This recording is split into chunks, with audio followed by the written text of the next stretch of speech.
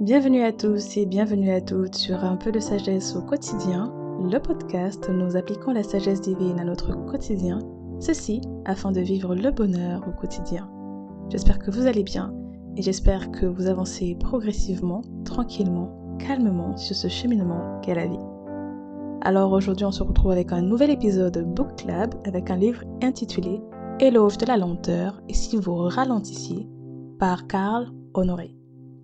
Alors, on se retrouve avec un nouveau livre sur le thème, bien sûr, de la paix. Et on parle de lenteur parce que paix rime avec calme, tranquillité. Comme nous disait une définition, Larousse nous disait quoi? La paix, c'est l'état de quelqu'un qui jouit du calme intérieur, de la tranquillité d'âme. Voilà. Donc, il y a une notion de paix, une notion de tranquillité, donc de lenteur, de douceur. Je ne sais pas si vous voyez un petit peu le mode. En tout cas, j'ai trouvé que le livre se prêtait bien à notre thème actuel. Alors si on parle du résumé du livre, dans la 4e couverture, elle nous dit ceci. Et si un bon usage de la lenteur pouvait rendre nos existences plus riches? Nous avons pour la plupart tendance à privilégier la quantité de tâches à abattre à la qualité de nos actes quotidiens. Pourquoi sommes-nous si pressés? Pouvons-nous et voulons-nous aller moins vite? À l'heure où la performance est requise sur tous les fronts de l'existence, Carl Honoré enquête au cœur d'un courant d'opinion baptisé Slow, qui propose de rééquilibrer rapidité et lenteur dans notre vie et retrouver ce que les musiciens appellent le tempo giusto. Alors en ce qui concerne ce livre, j'ai quand même mis du temps à le lire. Bon, c'est le but, éloge de la lenteur, ce n'est pas de le lire d'une traite le plus rapidement possible, non. J'ai pris du temps parce qu'il y avait tellement d'informations assez intéressantes et il est excellent. Moi je l'ai trouvé excellent pour 3,50€, je m'attendais pas à ça. Je dois le dire, il coûte pas très cher. Bon, j'ai pris la version pocket, la version de poche et voilà. Pas très cher et super intéressant. J'avoue que je m'attendais à trouver quelque chose de particulier parce que moi j'avais déjà débuté d'explorer, j'avais débuté mon exploration du mouvement du slow living et j'avais même déjà commencé à travailler à l'incorporer dans ma vie et si vous vous rappelez, je ne sais pas si vous avez déjà écouté cet épisode-là, il date de l'année dernière, j'avais parlé de ralentir un des secrets du bonheur, le sabbat, comment mettre en place la culture du repos, vivre le repos au quotidien, pour ne citer que quelques-uns des épisodes. Parce que pour moi, toutes ces choses-là, ralentir, surtout dans notre société, fait partie des habitudes que nous devons mettre en place. Nous devons avoir un équilibre si nous voulons vraiment vivre le bonheur au quotidien. En tout cas, c'est l'expérience que j'ai vécue. Et donc du coup, j'avais déjà commencé à explorer ce mouvement. Et donc ce livre n'est qu'une continuité de mon exploration, de mon approfondissement, de mon exploration, si on peut dire ça comme ça, pour pouvoir continuer à bénéficier, à apprendre de nouvelles choses et l'implémenter au quotidien. Donc si vous n'avez pas encore écouté les épisodes, je les mettrai en lien bien évidemment. Donc, ayant déjà personnellement commencé à faire une exploration, je m'attendais à trouver quelque chose de spécifique. Et j'ai été agréablement surprise de trouver quelque chose de différent de ce à quoi je pensais. Parce qu'on n'est pas juste dans le typique, la vitesse c'est mauvais et c'est nuisible et nous devons tous ralentir, point barre. Non. Pour ceux qui ont déjà commencé l'exploration, comme je disais, peut-être que je ne suis pas la seule, je ne pense pas, et qui ont commencé à se questionner un peu sur le modèle de vie qui nous est vendu aujourd'hui, je pense qu'on le sait. Pour ceux qui sont un peu éveillés par rapport à la question, qui se sont intéressés à la question, je pense que vous avez remarqué qu'on sait que c'est pas le modèle parfait.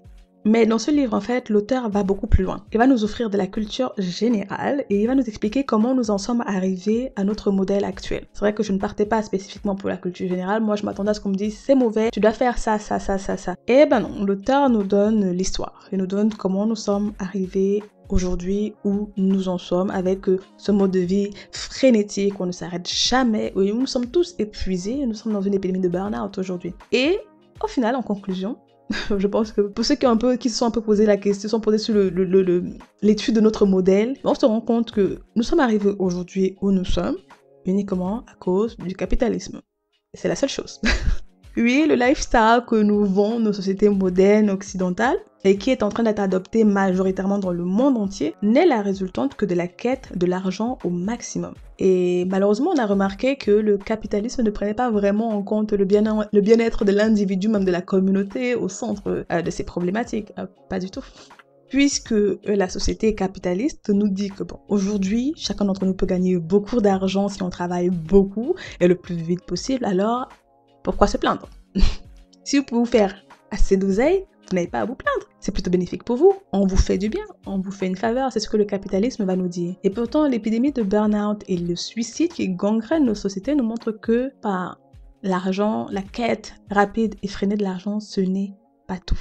Et donc, dans ce livre, Karl Honoré va nous emmener dans un voyage dans le temps pour nous expliquer notre rapport au temps et son évolution au fur et à mesure des révolutions qui ont impacté nos sociétés. Moi, en général, je suis pas une férue d'histoire. Hein. J'avoue que je me place pas pour me dire qu'est-ce qui s'est passé dans l'histoire et tout, et les dates. C'est pas trop mon dada. En tout cas, c'est pas la chose sur laquelle je me pose en ce moment. Et j'ai trouvé très intéressant ce livre. Voilà, d'apprendre de nouvelles choses à propos de la création de certaines inventions, l'histoire derrière elles, et comprendre au final comment elles ont radicalement changé nos sociétés. Et donc, malgré sa petite taille, hein, parce que la version Pocket, elle est très petite, hein, c'est très léger quand vous balancez un petit peu, mais c'est quand même un livre qui est assez conséquent parce que la police, du coup, elle est très petite et il y a beaucoup d'informations. Mais l'auteur rend l'histoire fun. Voilà, il rend l'histoire assez fun. Il y a beaucoup d'histoires, voilà, sur les inventions des lignes de métro, de l'horloge, du réveil, toutes ces choses-là, comment nous sommes arrivés à notre modèle, c'est dedans. Et on ne perd pas le fil.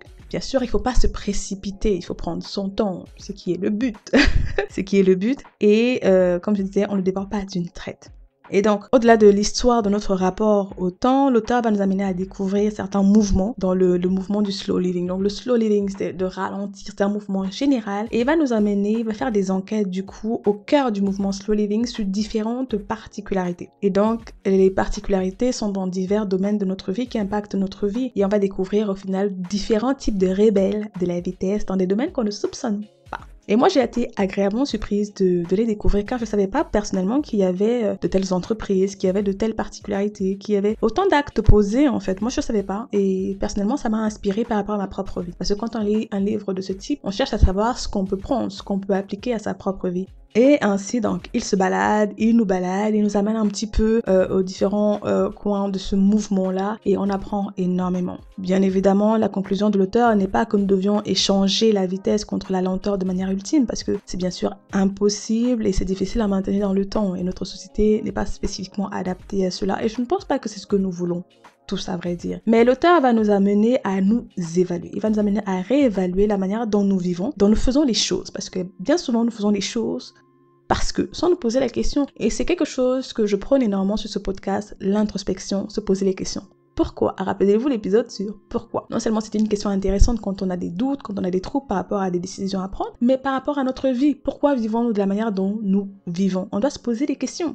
Et c'est ça que l'auteur va nous amener par rapport à la manière dont nous faisons les choses. Pourquoi nous les faisons ainsi? Pourquoi nous faisons les choses avec autant d'âge? Et donc, il va nous amener à nous questionner, le but étant de nous montrer qu'il y a un autre modèle de vie plus épanoui possible. Il s'agit pour chacun d'entre nous de trouver le tempo giusto, le bon milieu. Il ne s'agit pas d'être dans l'excès, que ce soit dans la vitesse ou dans la lenteur, car tout excès est nuisible, mais de trouver le bon milieu pour chacun d'entre nous et pour chaque situation de la vie, parce que dans chaque étape de la vie, on n'aura pas le même bon milieu, on n'aura pas le même tempo giusto. Et comme je dis toujours, je partage des choses, mais chacun d'entre nous doit le prendre et l'adapter à sa situation. Quand on lit un livre de la sorte, on le prend et on l'adapte par rapport à où on se trouve. Quand on soit célibataire, marié, avec un enfant, avec plusieurs enfants, veuf, c'est pas la même chose. On ne peut pas faire les choses de la même manière. Donc, il est important de ne pas se comparer, mais de prendre les informations et de voir comment on peut les adapter à notre situation pour en vivre les bénéfices. Et c'est ce que Karl Honoré va nous faire comprendre ici. Donc, moi, j'aime aussi énormément la bibliographie de ce livre. Voilà, moi, je suis assez un rat de bibliothèque, donc moi j'aime toujours avoir le prochain livre que je peux lire, et dans ce livre, l'auteur parle de beaucoup d'articles, beaucoup de livres, beaucoup de textes, donc si vous aimez ce genre de choses-là, voilà, vous avez une bibliographie assez extensive pour continuer votre exploration par rapport au mouvement de la lenteur. Donc il n'y a pas de souci, vous n'allez pas vous arrêter là, vous avez la suite que l'auteur vous donne. Et donc on va partir un peu chapitre par chapitre pour voir un petit peu ce que l'auteur nous dit, parce qu'on va dire que la leçon principale de ce livre au final, c'est de trouver le bon milieu, de se re-questionner par rapport à la manière dont nous faisons les choses, notre rapport à la vitesse et d'adapter en fait, de savoir qu'on a le choix d'adapter les choses. Mais comme je dis toujours, je pense qu'il est intéressant que vous preniez le temps de le lire, ce livre. Si vous pensez que le modèle actuel de votre vie ne vous convient pas, si vous êtes toujours dans la hâte et si ça commence à être pénible pour vous, prenez le temps. Il est très petit, il coûte pas très cher, prenez le temps de le lire. Voilà, ça vous donnera certaines informations supplémentaires, même si vous n'aimez pas l'histoire, parce qu'il y a beaucoup d'histoires. Mais voilà, il est intéressant de s'intéresser à des choses différentes. J'en avais déjà parlé dans un épisode, rappelez-vous. Donc si vous n'avez pas l'histoire, c'est le moment de tester un petit peu les eaux différemment. Alors prenons d'abord l'avant-propos. Donc comme d'habitude, on va prendre quelques citations et puis moi je vais vous parler comment moi j'ai évalué la chose, ce que moi j'ai pu tirer des propos de l'auteur. Dans l'avant-propos, c'est la fureur de vivre. Et l'auteur nous dit dans une de ces citations, il nous dit ceci: toutes les choses qui nous relient et donnent du prix à la vie, la communauté, la famille, l'amitié, se nourrissent de ce dont nous manquons perpétuellement, le temps. Et beaucoup de choses ont déjà été sacrifiées sur l'autel de la vitesse. Et nous dit ensuite plus loin, c'est pourquoi cette philosophie, donc du coup du slow living, peut être résumée en un seul mot: équilibre. Aller vite lorsqu'il est logique de le faire, et aller lentement lorsque la lenteur s'impose. Chercher à vivre à ce rythme que les musiciens appellent le tempo giusto, la bonne cadence. Donc comme je le disais, le but de ce livre, et c'est ce que l'auteur va nous dire dans l'intro, ce n'est pas spécifiquement de ralentir pour ralentir, non. Se questionner et trouver tout simplement la bonne cadence, le bon temps pour chacun d'entre nous. Toutes les choses qui sont importantes, comme il a dit, demandent du temps. L'amour a besoin du temps, tout a besoin du temps. Même votre entreprise, si vous la créez, elle a besoin du temps. Sauf que pour nous aujourd'hui, on veut tout de suite. On veut le couple goal tout de suite, on veut l'entreprise multimillionnaire tout de suite, on veut tout de suite. Sauf que ça ne marche pas comme ça. Et c'est pour ça que nous sommes autant troublés. C'est pour ça que nous avons du mal à vivre vraiment dans la paix, dans le contentement, dans le moment présent, à savourer véritablement la vie. Parce que les modèles que nous avons, ce qu'on nous vend, est contraire à ce qui peut véritablement nous apporter la paix. Le temps. Prendre le temps. Ensuite, dans le chapitre 1, c'est le chapitre 1 est intitulé « Toujours plus vite ». Et il va nous parler de l'histoire de l'évolution de notre rapport au temps avec les différentes inventions. Et il nous dit que voilà, c'est le capitalisme moderne. C'est le capitalisme qui a créé, voilà. Notre rapport au temps a été dicté par le capitalisme. Il va aller en détail. Une citation nous dit ceci: Alexis de Tocqueville accusait l'instinct de consommation d'accélérer le rythme de l'existence. Celui qui se consacre exclusivement à la poursuite des biens de ce monde est toujours pressé parce qu'il ne dispose que d'un temps limité pour atteindre son but et d'en profiter. Tentés et titillés à chaque coin de rue, nous brûlons d'accumuler autant de biens, de consommation et d'expérience que possible. Une autre nous dit ceci: mais la technologie est une fausse amie, même lorsqu'elle nous fait gagner du temps, elle nous en fait perdre en générant toute une nouvelle gamme d'obligations et de désirs. Il nous dit encore l'auteur: cette maladie de la vitesse peut aussi être le symptôme d'un malaise existentiel plus profond. Juste avant d'atteindre l'épuisement complet, les gens se mettent souvent sous pression afin d'éviter de se confronter à leur insatisfaction. Pour Milan Kundera, la vitesse nous aide à refouler l'horreur et la stérilité du monde moderne. Il nous dit encore: en dépit de ce que pensent les gens, le débat à propos de la vitesse ne se joue pas sur l'état actuel de la technologie. L'enjeu est bien plus profond et s'ancre dans le désir humain de la transcendance, dit-il. Il est difficile d'envisager l'idée que nous allons mourir. C'est déplaisant et c'est pourquoi nous cherchons constamment des moyens de nous distraire de la conscience de notre propre mortalité. La vitesse, dans l'ivresse sensorielle qu'elle procure, est une stratégie de distraction. Donc, dans ce premier chapitre, l'auteur de long en large va déjà nous dire comment nous en sommes arrivés là, donc l'histoire, etc. Mais il nous dit au final que la vitesse, notre mode de vie accéléré et freiné, n'est qu'une distraction en elle-même. Et je pense qu'on peut le voir parce que beaucoup d'entre nous ne nous arrêtons pas pour nous poser les questions. On a peur de regarder à l'intérieur, de regarder ce qu'il y a à l'intérieur de nous. Et nous évitons cela, que ce soit avec la technologie, en scrollant, avec les sorties, avec un emploi du temps surchargé. Nous avons peur de regarder à nos propres vies. Et tout cela, la vitesse, n'est qu'une distraction. Moi, je parlais dans l'épisode précédent du fait que le fait de croire en quelque chose, ma spiritualité, me donnait la paix par rapport à la mort. Et oui, c'est effrayant de se dire qu'on va mourir, c'est effrayant de s'asseoir et de réfléchir. Voilà, nos parents vont bientôt mourir. Pour certains, plus nous vieillissons, plus nos parents, les premiers, se rapprochent de la tombe, malheureusement. Et aujourd'hui, il y a plus d'âge pour mourir, entre guillemets. Donc, c'est des choses effrayantes que nous essayons de ne pas penser. Nous essayons de ne pas penser en nous surchargeant, en nous évitant de penser, en nous évitant d'être au repos. Parce que si on est au repos, on a largement le temps de penser à des choses auxquelles on ne veut pas penser. Deuxième chapitre, vive la lenteur. Ici, l'auteur assiste à une conférence sur le slow mouvement en Autriche. Il va nous parler un petit peu de ce que ce mouvement est, de ce que les participants pensent, de leur vision du monde par rapport à la vitesse et leur conception des choses. Et il nous dit ceci: la plupart des gens n'ont pas songé un instant aux raisons de leur hâte. C'est une citation que j'ai prise, c'était très intéressant. Pourquoi sommes-nous pressés ? Des fois, je me rappelle, mon cousin, quand il venait d'arriver en France, il me disait ceci, il nous racontait, nous avons beaucoup ri, mais beaucoup d'entre nous le faisons aujourd'hui. Il nous disait que quand il venait d'arriver, il voyait les gens dans le métro parisien qui couraient à gauche et à droite, et lui aussi il s'est mis à courir, parce que tout le monde courait. Donc du coup, il s'est mis à courir. Et là, lui s'est rendu compte qu'il courait, mais pourquoi courait-il ? Parce que les autres couraient.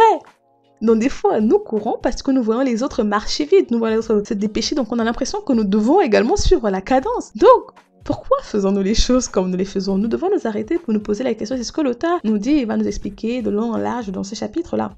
Il nous dit dans une autre citation, dans notre culture dopée à la surenchère du toujours plus vite, une turbo-existence reste l'ultime trophée à exhiber. Si quelqu'un se lamente, oh je suis tellement occupé, complètement vanné, c'est la vraie panique, je n'ai plus le temps de rien. Cela sous-entend la plupart du temps, regardez-moi, je suis quelqu'un d'extrêmement important, intéressant et énergique. Oui, donc c'est une forme d'orgueil quand même, une forme de vantardise aujourd'hui pour nous de nous dire que nous sommes surchargés. C'est quand même triste. C'est quand même triste. Je ne sais plus dans quel livre je le lisais et je ne sais plus si j'en ai déjà parlé. Peut-être que j'en ai déjà parlé. Dans un autre... Oui, je crois que j'en avais déjà parlé. Je crois que c'était dans le Sabbat peut-être, ou l'art de se reposer. Je ne sais plus. Je regarderai dans lequel j'ai parlé. Et j'avais lu dans ce livre, il disait que... Ah non, mais c'est Carl Honoré en plus. Je crois bien que c'est lui qui disait ceci. Donc, dans un de ses exemples, oui, c'est lui, c'est bien lui. Oui, je me rappelle maintenant, c'est bien lui. Dans un de ses exemples, il nous disait qu'avant, les riches, être riche, c'était avoir le temps. Voilà, quand on regarde les anciennes photos, les anciens magazines, les anciennes émissions, les riches, c'était les gens qui avaient le temps de se prélasser, de se reposer, de prendre du temps, d'aller en vacances, de se reposer. Les riches, c'était le temps. Aujourd'hui, être riche, c'est de ne pas avoir du temps. Vous voyez comment on a inversé totalement les choses. Aujourd'hui, si vous avez du temps, mais mon Dieu, vous ne faites rien de votre vie, c'est grave. Vous devez faire quelque chose, vous devez être surchargé, vous devez avoir tellement de rendez-vous, vous devez être à toutes les fêtes, vous devez avoir votre emploi du temps booké, surbooké même, ne plus avoir la tête à que faire. C'est où nous en sommes arrivés. Et beaucoup d'entre nous, on ne se rend même pas compte. On ne se rend même pas compte pourquoi acceptons-nous toutes les invitations. Nous n'avons pas besoin d'accepter toutes les invitations. On a le droit de dire non. Mais on a comme cette obligation-là, parce que c'est un gage d'importance sociale aujourd'hui que d'être surbooké. Ça veut dire qu'on est important. Est-ce que votre identité, au final, ne dépend pas de votre planning surbooké? Si vous n'avez pas de planning surbooké, avez-vous encore de la valeur? Bon, c'est une autre question. Pour un autre jour, peut-être. Troisième chapitre nous parle du temps contre le goût. Et là, il va explorer le mouvement du slow food. Et donc, il nous dit, au lieu de nous asseoir en famille ou avec des amis, nous prenons souvent nos repas en solo, sans nous poser, ou en faisant toute autre chose, travailler, conduire, lire le journal ou surfer sur le net.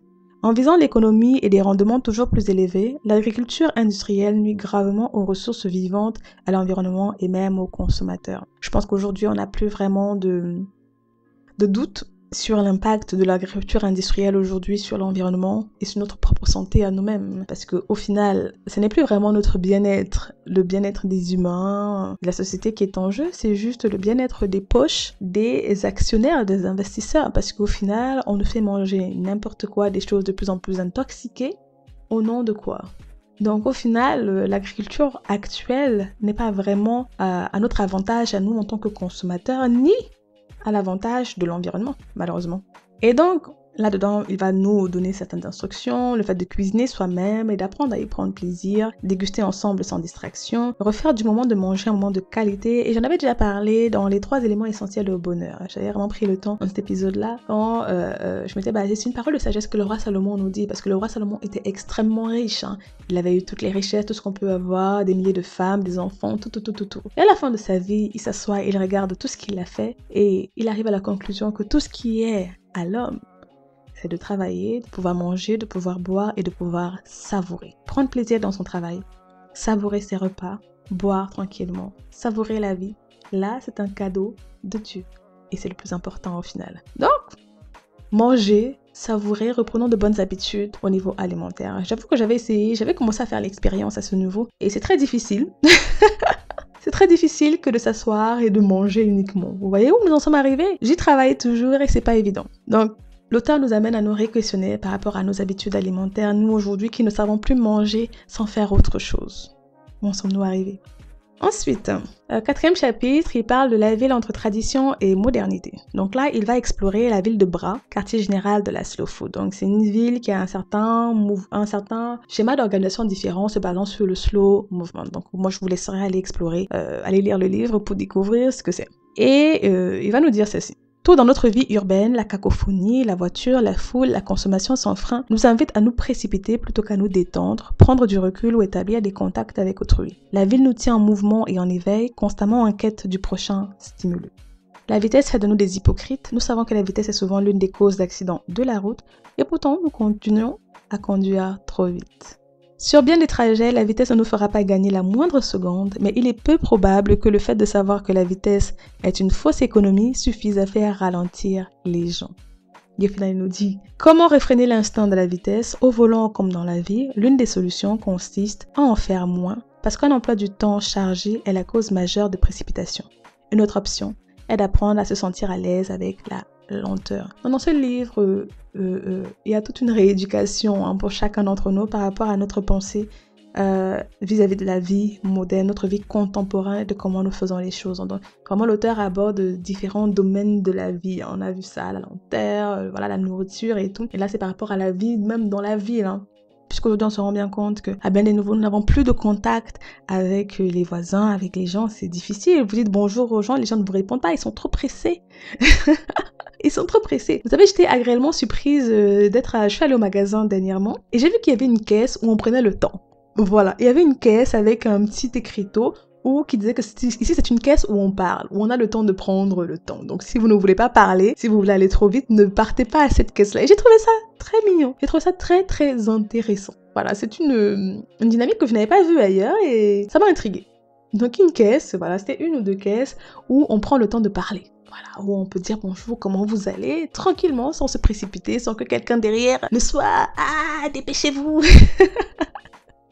Donc voilà, c'est une initiative, voilà, je ne savais pas et c'est intéressant. Je ne sais pas si chez vous, il y a des choses comme ça, partagez en commentaire si il y a des mouvements comme ça, des initiatives comme ça. J'ai trouvé ça très intéressant.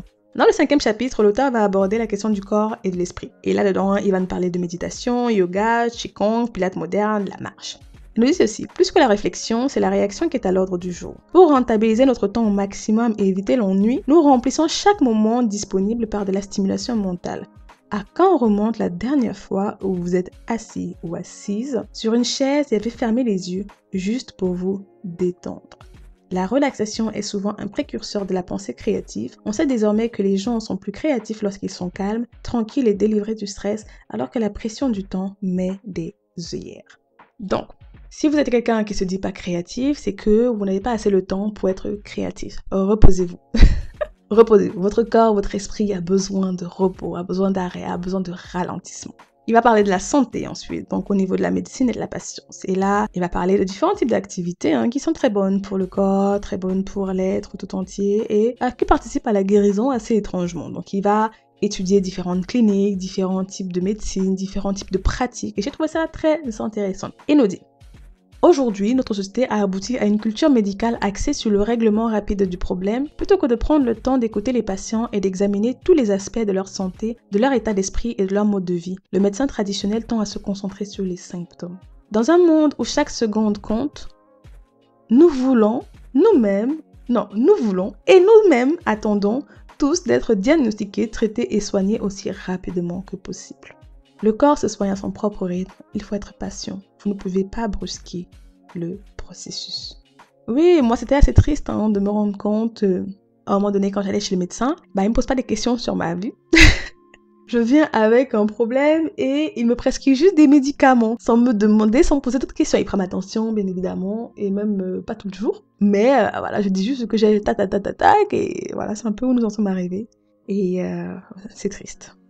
C'est triste parce que en fait, la majeure partie de nos problèmes sont liés à notre mode de vie, notre environnement et viennent souvent beaucoup aussi mentalement. Et le fait de poser des questions par rapport à la manière dont une personne vit nous donne beaucoup d'indications sur la cause de ces problématiques-là. Donc, ce n'est pas tout de juste pomper des gens aux médicaments parce qu'au final, ça ne traite pas vraiment le souci en lui-même. Et on se retrouve avec des sociétés dopées à divers types de médicaments et d'antidépresseurs comme on le voit aujourd'hui. Quand quelqu'un vient juste pour une dépression, pour un mal-être, on lui donne juste des antidépresseurs sans lui poser les questions, alors que c'est pas juste les antidépresseurs qui vont régler la question, mais c'est juste de lui poser des questions sur qu'est-ce qui se passe autour.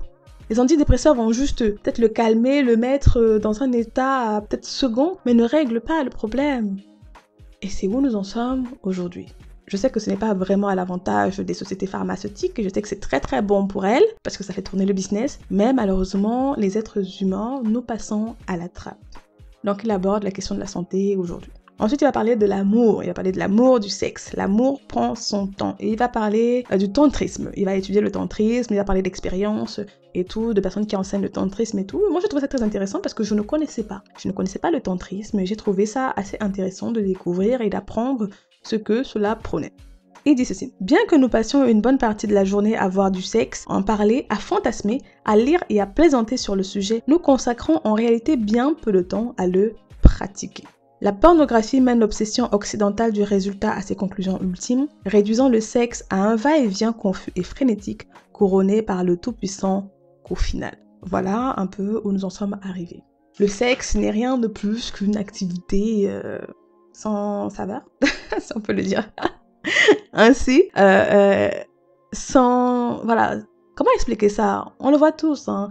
Ce que la pornographie a fait à nos mœurs aujourd'hui. Notre manière de voir le sexe a tellement été changée. Il n'y a plus vraiment l'aspect de tendresse, les préliminaires, prendre le temps, communiquer. C'est juste... Ah c'est ce que l'auteur va nous expliquer et nous amener à réfléchir par rapport à comment nous vivons notre sexualité. Et il va suivre un individu, du coup qui a suivi les cours de tantrisme, tout ça, donc il nous parle de son expérience. Et ce personnage va nous dire ceci: je n'imaginais pas qu'il puisse exister une approche du sexe qui mette l'accent sur un temps mutuellement accordé l'un à l'autre et sur une implication totale d'âme et de cœur. Je pense qu'aujourd'hui on ne se rend pas compte à quel point la vision du sexe a été tellement déformée dans la tête de nombre d'entre nous.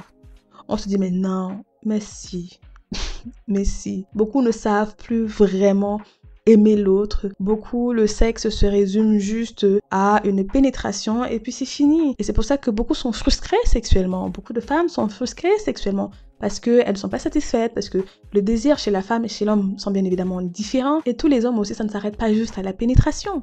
Mais voilà où la vitesse nous a menés. Voilà où cette culture totalement déformée nous a amenés même jusqu'à notre intimité. Et donc, l'auteur va nous amener à nous reposer la question. Donc, on a besoin de rééducation dans tous les domaines de notre vie en ce qui concerne la vitesse et la lenteur. Au niveau du chapitre 8, il aborde la question de travailler moins dur et vivre plus heureux. Donc là, il va étudier différents types de semaines de travail dans différents pays, les avantages par rapport à la population. Il va analyser, évaluer aussi ce qui impliquerait la réduction du temps. Et je pense que c'est une question qui est souvent abordée dans notre société, réduire le temps de travail ou augmenter le temps de travail en fonction des politiques qui sont au pouvoir. Voilà, ils nous vendent certaines choses, travailler plus pour gagner plus et autres. Et donc là, l'auteur, va également prendre la question à cœur et l'étudier. Il nous dit ceci: pourquoi sommes-nous encore si nombreux à travailler autant? L'appât du gain est l'une des explications. Tout le monde a besoin de gagner sa vie, mais l'avidité sans fin pour des biens de consommation nous pousse à accumuler encore et toujours plus d'argent. Alors, au lieu de convertir les gens de productivité en une forme de temps libre en plus, nous les prenons en surcroît de revenus. Travailler moins signifie souvent travailler mieux. Passer moins de temps au travail signifie réduire les dépenses liées au travail lui-même. Donc oui, l'auteur nous amène à nous évaluer également au niveau de notre temps, le temps que nous mettons au niveau du travail. Sommes-nous prêts à diminuer notre temps de travail pour avoir une meilleure vie de qualité? Parce que cela impliquerait également tout simplement de réduire notre consommation, notre rythme de vie. Et c'est là la première problématique pour chacun d'entre nous, c'est la manière dont nous consommons les choses. Nous sommes dans une société de consommation et on nous a convertis au consumérisme, si on peut le dire comme ça. Et nous ne savons même pas qu'il y a des choses, il y a des manières de faire différemment, que nous ne sommes pas obligés d'acheter tout ce qu'on nous vend. Et en fait, si on se réquestionne sur tout ce qu'on achète, on va se rendre compte qu'on a beaucoup plus d'argent et qu'il y a moyen d'allouer notre temps de travail différemment. Pour beaucoup d'entre nous, on n'a pas besoin de travailler autant que l'on le fait. Bien évidemment, il y a un bémol. Si vous avez une vision particulière de la vie, je pense par exemple à Elon Musk qui travaille, je sais plus combien, 120 heures par semaine. Mais le monsieur, il a quand même une grande vision, il veut faire de grandes choses, il veut aller explorer Mars, donc il y a une raison. Je ne sais pas si l'argent, je ne pense pas que l'argent était franchement la première de ses problématiques. Je n'ai pas encore lu sa biographie, je vais la lire. Mais quand moi je regarde juste le personnage et tout ce qu'il a débité durant ces nombreuses années, on voit bien qu'il y avait une vision beaucoup plus grande. Il y a une vision beaucoup plus grande, beaucoup plus extrémiste qui l'emmène, voilà, c'est une passion, c'est un désir qui l'amène à travailler autant. Pas spécifiquement l'argent. Sauf que nous, aujourd'hui, nous travaillons beaucoup pour l'argent et beaucoup pour consommer. C'est pas spécialement un rêve, c'est pas seulement une vision plus grande qui nous anime, c'est le désir de consommer, le désir de faire comme les autres qui nous pousse à nous vendre autant qu'on se vend, à vendre notre temps et à en arriver à des états catastrophiques pour bon nombre d'entre nous. Donc, réévaluons également notre temps, notre rapport à notre temps de travail. C'est ce que l'auteur nous amène dans ce chapitre à nous à évaluer. Et chapitre 9, il nous parle pour un art du temps libre. Il nous dit ceci: lorsque nous bénéficions du temps libre, nous l'utilisons rarement à nous plonger dans quelques rêveries de calme et de sensibilité. Bien au contraire, nous nous empressons de le remplir d'activités le moindre moment disponible. Un créneau libre dans l'emploi du temps constitue plus souvent une source de panique que de plaisir. On va parler de télévision, de toutes ces choses-là qui ne sont pas bonnes et pourtant nous sommes tous accros aux écrans. Accros aux écrans et tout, donc il nous amène à nous re-questionner par rapport à notre divertissement. Il y a d'autres formes de divertissement qui sont beaucoup plus saines pour nous, pour notre esprit, pour notre âme. Et la science même, les études, les recherches l'ont prouvé. Mais voilà, nous sommes accros et c'est difficile à évaluer, c'est difficile à s'en détacher. Mais voilà, il faut se re-questionner par rapport à ce que nous vivons. Est-ce que la vie, la qualité de vie que vous vivez est celle que vous désirez? Est-ce que vous vous sentez bien? Il faut également réévaluer ses loisirs et se tourner peut-être vers des loisirs un peu plus sains, différents, explorer des choses nouvelles comme on le disait et tenter pour voir ce que ça donnerait chez nous. Ensuite, en dernier chapitre, on va parler des enfants. Bah oui, parce que la première collatérale en tant que parent de cette vie à 100 à l'heure, ce sont nos enfants, parce que les enfants demandent du temps. Mais quand on n'a pas de temps à leur donner, eh ben, on voit des enfants malheureux, assoiffés d'amour, parce que les parents ne sont pas là, les parents sont tout le temps au travail ou les parents sont occupés d'autre chose. Et les parents également chargent l'emploi du temps de leurs enfants de différentes choses. Et puis nous avons des enfants accros aux écrans aussi de plus en plus tôt aujourd'hui parce que nous sommes pressés, nous n'avons pas le temps de nous occuper. Et donc, qui fait la nounou? La télé. Et on voit tous les troubles d'attention et de tout ce qu'on peut voir aujourd'hui qui en découle. Les études l'ont prouvé encore aujourd'hui. Donc, réévaluons aussi ça. Donc voilà un petit peu si on regarde les 10 chapitres que l'auteur nous a donnés. Et il nous dit ceci: nous ne parvenons plus à nous réjouir de ce que nous vivons au présent car nous sommes sans cesse en train d'anticiper. Donc c'est un livre assez contemplatif, où on prend vraiment le temps de se poser la question par rapport à sa propre vie, par rapport bien sûr à son rapport à la vitesse. Et comme je disais, l'auteur ne nous dit pas qu'il faut tout abandonner par rapport à la vitesse et devenir lent. Non. Il nous dit qu'il faut trouver le bon milieu, en fait. Il faut trouver un équilibre. Au lieu de faire tout plus vite, faire tout à la bonne vitesse. Quelquefois vite, quelquefois lentement, quelquefois un peu des deux. Parce qu'aujourd'hui, chacun d'entre nous avons une relation assez toxique vis-à-vis du temps. Il nous dit ceci: si notre relation au temps devient moins névrotique, nous pourrons commencer à faire un usage plus sensé de cette société du 24 heures sur 24. Le grand bienfait de la lenteur est de retrouver du temps et de la tranquillité pour établir des relations significatives avec les autres, avec sa culture, mais aussi avec le travail, la nature, le corps et l'esprit.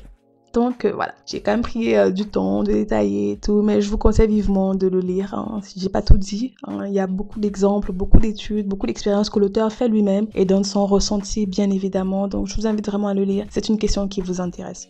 Et bien sûr en ligne sur YouTube, il y a pas mal de vidéos sur le slow living, le mouvement, comment savourer la vie, prendre le temps. Donc je vous mettrai en lien quelques vidéos et tout pour que vous puissiez continuer l'exploration si cela vous intéresse. Et comme d'habitude, vous allez retrouver l'épisode en lien avec l'article en lien avec cet épisode sur evenhouseedition.com. N'hésitez pas à continuer la discussion en commentaire, à me dire ce que vous en avez pensé. Est-ce que vous étiez déjà au courant du mouvement du slow living? Est-ce que la vitesse est un problème dans votre vie? Ou est-ce que pour vous, non, tout est ok? Continuons en discussion, continuons en commentaire et dites-moi ce que vous en avez pensé, comment vous le vivez vous au quotidien. Qu'est-ce que vous faites pour ralentir un petit peu, pour savourer la vie? Même si c'est pas forcément dans le fait de ralentir, quels sont vos passe-temps, voilà. Racontez-nous un petit peu tout, partagez pour qu'on puisse avancer tous ensemble. Et sur ce, je vous dis à la prochaine fois, portez-vous bien, prenez soin des vôtres et que Dieu vous bénisse. Ciao!